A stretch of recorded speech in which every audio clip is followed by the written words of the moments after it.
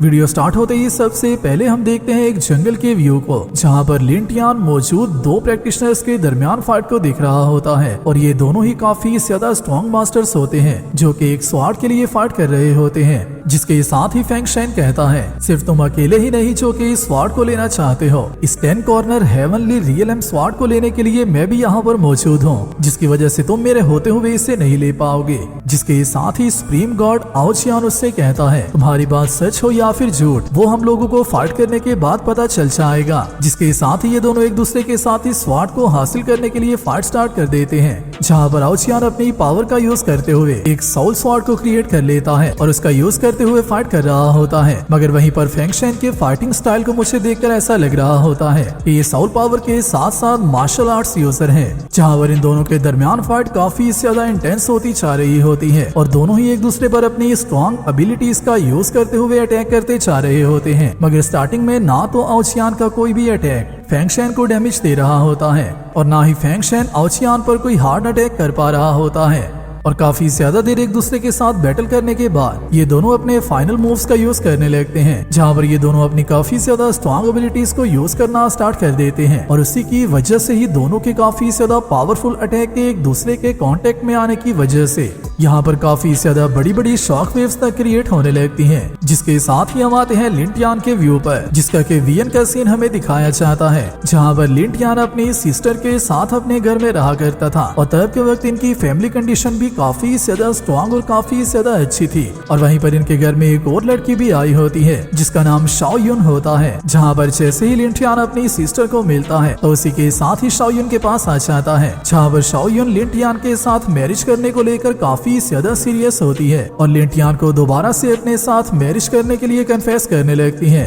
जिसके साथ ही शाओ युन लिन टियान से कहती है, तुम्हारी फैमिली का बिजनेस अभी के लिए थोड़ा सा सही नहीं चल रहा और उसी के साथ ही साथ हम दोनों ने अभी तक मैरिज भी नहीं की, जिसकी वजह से मेरे पेरेंट्स मेरी बात नहीं सुन रहे। जिसके साथ ही लिन टियान उससे कहता है, बात चाहे जो भी हो तुम मेरी फियांसे हो, जिसकी वजह से सबको हमारी बात सुननी होगी और अगर कोई तुम्हारी बात नहीं सुन रहा तो तुम मुझे बता सकती हो, मैं चाहकर तुम्हारे लिए उसके साथ बात कर लूंगा। मगर उसी के साथ ही शाओ युन लिन टियान को खामोश करवा देती है और उसी के साथ ही कहती है, हमारे रिलेशन को और भी ज्यादा स्ट्रॉन्ग करने के लिए तुम्हें मुझे अपना एंगेजमेंट कॉन्ट्रैक्ट दे देना चाहिए, जिसकी वजह से मेरे पास भी तुम्हारी वाइफ होने का प्रूफ होगा। जो सुनते ही लिन टियान थोड़ा सा अप डाउन तो होता है, क्योंकि उसे इस बात के लिए कंफर्मेशन नहीं होती कि उसे शाओ युन को एंगेजमेंट कॉन्ट्रैक्ट दे देना चाहिए या फिर नहीं। मगर उसी के साथ ही शाओ युन और भी ज्यादा गुस्सा करने लगती है और उसे और भी ज्यादा पुश करते हुए आखिरकार कुछ न कुछ कर लिन टियान को एंगेजमेंट कॉन्ट्रैक्ट के लिए मना लेती है। जिसके साथ ही शाओ युन अपने पास से एक पेपर और साइन करने के लिए इंक को बाहर निकाल लेती है,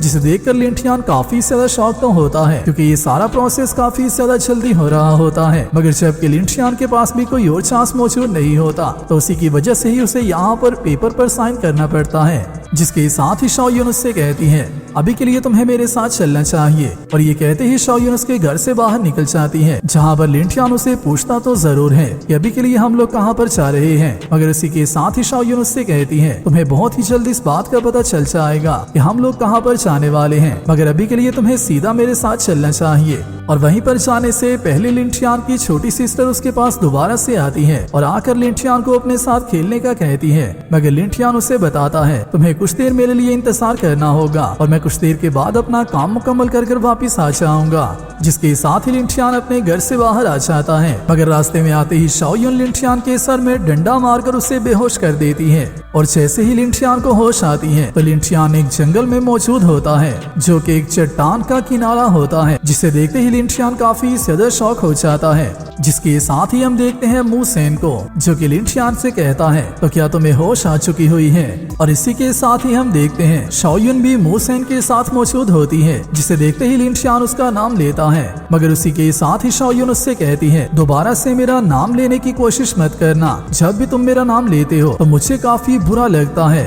मगर आज के दिन के बाद तुम्हें दोबारा से मेरा नाम लेने की जरूरत नहीं पड़ेगी और ना ही मुझे तुम्हारे मुंह से अपना नाम सुनने की जरूरत पड़ेगी। और यहीं पर पर हमें शाओयुन की ट्रू इंटेंशंस का पता चल रहा होता है, जो कि शायद से शुरू से ही लिंटियान को धोखे में रख रही थी। जो सुनते ही लिंटियान उससे कहता है, आखिरकार तुम लोग मेरे से क्या चाहते हो? जिस पर शाओयुन उससे कहती है, क्या तुम इतने बड़े बेवकूफ हो? तुम्हें अभी तक इस बात का पता नहीं चला कि मैंने तुम्हारे से तुम्हारी सारी प्रॉपर्टी को चीट कर ले लिया हुआ है और मैंने तुम्हें धोखा दिया है, और अभी भी तुम हमारे से पूछ रहे हो कि आखिरकार हमें क्या चाहिए? जो सुनते ही लिंटियान काफी शॉक होता है और उसी के साथ ही कहता है, मगर तुमने मेरे साथ धोखा क्यों किया है? हम दोनों तो एंगेज थे, तो फिर तुम ऐसा क्यों कर रही हो? जो कहते हुए लिंटियान शाओयुन को पकड़ने की कोशिश तो करता है, मगर शाओयुन उसे हाथ मारकर छुड़वा देती है और उसी के साथ ही उससे कहती है, मोसेन जैसे एक जीनियस के होते हुए तुम्हें क्या लगता है कि मैं तुम्हारे जैसे एक लूसर के साथ शादी करूंगी? मैं हमेशा से ही मोसेन के साथ रहना चाहती थी। जिसके साथ ही मोसेन कहता है, अभी के लिए हमें और कोई भी बात करने की जरूरत नहीं है। और ये कहते ही ये दोनों लिंटियान को पुश करना स्टार्ट कर देते हैं और यहाँ पर इन लोगों का इरादा मूठियान को इस चट्टान से नीचे गिराने का होता है। मगर मूठियान इन दोनों से दोबारा से कहता है, तुम लोगों ने ऑलरेडी मेरी प्रॉपर्टीज को तो ले लिया हुआ है, मगर मुझे यहाँ से जिंदा वापस जाने दो। मेरी एक छोटी सिस्टर भी मौजूद है जिसका कि मुझे ख्याल रखना है और मेरी सिस्टर का मेरे अलावा कोई भी नहीं है। मगर ये सुनते ही मोसेन हंसने लगता है और उसी के साथ ही कहता है, तुम्हारे जैसा एक ट्रैश हमेशा ही ट्रैश रहेगा। मरने के वक्त भी तुम अपनी सिस्टर की केयर करने की बात कर रहे हो, अभी के लिए तुम्हें अपनी फिक्र होनी चाहिए। और ये कहते ही मोसेन लिंटियान को धक्का दे देता है, जिसकी वजह से लिंटियान इस चट्टान से नीचे गिर जाता है। जिसके साथ ही शाओयुन कहती है, हमारी शाओ फैमिली और मू फैमिली दोनों ही एक दूसरे के साथ मिलकर काम कर रहे हैं और हम लोग लिन फैमिली की सारी प्रॉपर्टीज को बहुत ही जल्दी हासिल कर लेंगे और उन सब पर हमारा कब्जा होगा। जिसके साथ ही मोसेन शाओयुन को यहाँ से वापस चलने का कहता है और इसी के साथ ही उससे कहता है, ये फेंगजियान सिटी बहुत ही जल्द हमारे कंट्रोल में आने वाला है और हम लोग इस पर राज करेंगे। मगर जाते हुए दोबारा से शाओयुन मोसेन से कहती है, लिंटियान की एक छोटी बहन भी मौजूद थी, तो हमें उसका क्या करना चाहिए? जिस पर मोसेन उससे कहता है, अभी के लिए हमें लिंटियान की सिस्टर की केयर करने की कोई भी जरूरत नहीं है और अभी के लिए हमें उसे थोड़ी देर और जिंदा रहने देना चाहिए, क्योंकि आने वाले टाइम में वो जरूर हमारे काम आ जाएगी।